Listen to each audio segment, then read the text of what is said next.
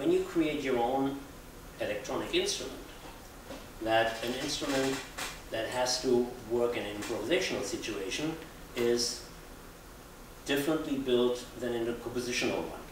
If you want to react to unforeseen situations all the time, you work differently with your software.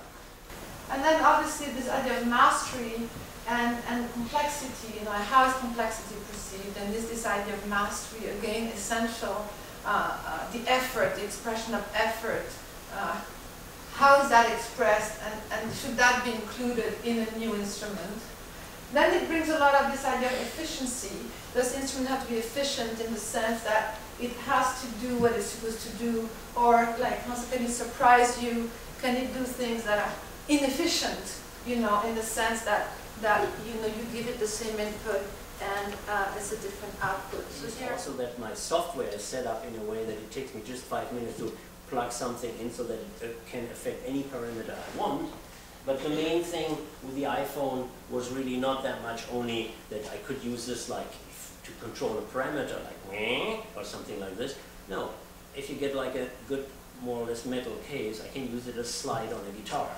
And, every guitarist knows how to play a slide, and I'm considerably less using my metals, but banging the iPhone. You can do anything, right? It's all happening there for you. Con Edison is taking care of your playing. And one of the things about that is, it is a great thing in a certain way, but what it leads to is a situation where the impulse of that constant flow of energy tends to lead people into situations where what they're doing is creating a situation where they're constantly manipulating some kind of flow. And this was kind of a really cool idea in like the 1970s when people like Trevor Wishart were trying to work on that kind of stuff in the tape studio. But it being the sort of default route for the computer, I've been trying to think about how do you not do that? And how do you create something that can give you a kind of more direct and automatic connection to what you're doing without having to think about this constant movement of energy that you are somehow trying to handle, but rather how do you provide an impulse to actually make things happen? And I'm going to talk about the gory details in a little bit, but I sort of wanted to say this is one of my primary concerns as far as trying to be an electro instrumentalist, is how do you bring that quality of I am putting action into it.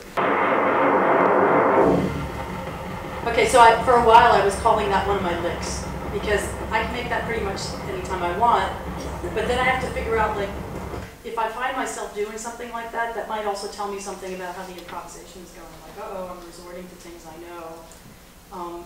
Sometimes I like to surprise myself right before I perform and not do the thing I've been thinking about doing.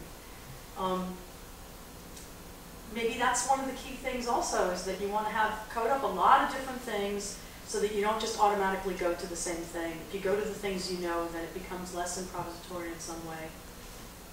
I did an improvising theater workshop last year, and she had us, this was with Ruth Sephora, and she had us not do the thing we were thinking about doing. And I think that was the same thing. She said, if you're thinking about it even a second ahead of time, sometimes that becomes a little bit less spontaneous. But at the same time, we have to call up the code we're going to do. So I have to become kind of emotionally one with my computer program and hope that it doesn't get in my way.